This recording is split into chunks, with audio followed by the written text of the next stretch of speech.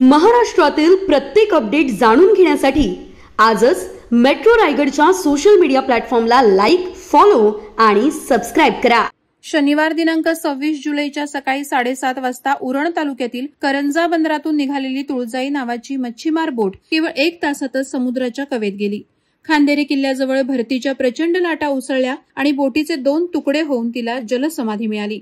यावेळी बोटीवर एकूण 8 खलाशी होते, त्यातील 5 जण डेकवर जागे होते तर 3 जण बोटीच्या केबिनमध्ये होते। लाटांच्या एका तडाख्यानंतर बोट तुटली। डेकवरील 5 जणांनी समुद्रात उड्या घेतल्या। कोणी पाण्याच्या बाटलीचा आधार घेतला तर कोणी बोटीतील इतर वस्तूंचा आधार घेत अनेक तास लाटांशी झुंज देत जिवंत राहिले आणि किनाऱ्यावर आले।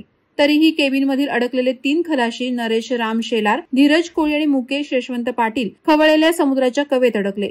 ते बाहेर येण्याआधीच बोटीचा भाग समुद्रात गडप झाला। या तिघांना बोटीसोबतच जलसमाधी मिळाली। त्यांचे शव शोधपथकानं अविरत प्रयत्न करून समुद्राबाहेर काढले। या दुर्घटनेनंतर तुळजाई बोटीचा एक तुकडा सासवणे किनाऱ्यावर वाहून आला आणि खडकांवर अडकलाय।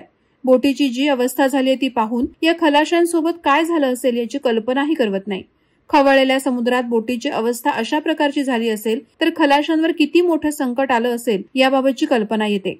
मच्छीमारांना दरदरून घाम फोडणारच दृश्य या बोटीचं दिसत आहे। या घटनेनंतर एक मोठा प्रश्न पुन्हा ऐरणीवर आलाय। मासेमारी बंदीच्या काळातही बोटी समुद्रात का जातायत? 1 जून ते 31 जुलै हा काळ मासेमारीसाठी प्रतिबंधित असतो। समुद्र खवळलेला असतो। मासे प्रजननावस्थेत असतात। हवामान खात्यानं रेड अलर्ट जाहीर केलेला असतो। तरीही तुळजाई बोट समुद्रात का गेली? कोणती यंत्रणा याला परवानगी देते? कोण दुर्लक्ष करतं आणि कोणाचे हात यात ओले झालेत? या सगळ्याचा आता गंभीरपणे शोध घेतला जात असल्याचं प्रथमदर्शनी दिसत आहे। याबाबत स्थानिक मच्छीमार संघटना आणि सामाजिक कार्यकर्त्यांनीही प्रशासनाला गंभीर इशारा दिलाय।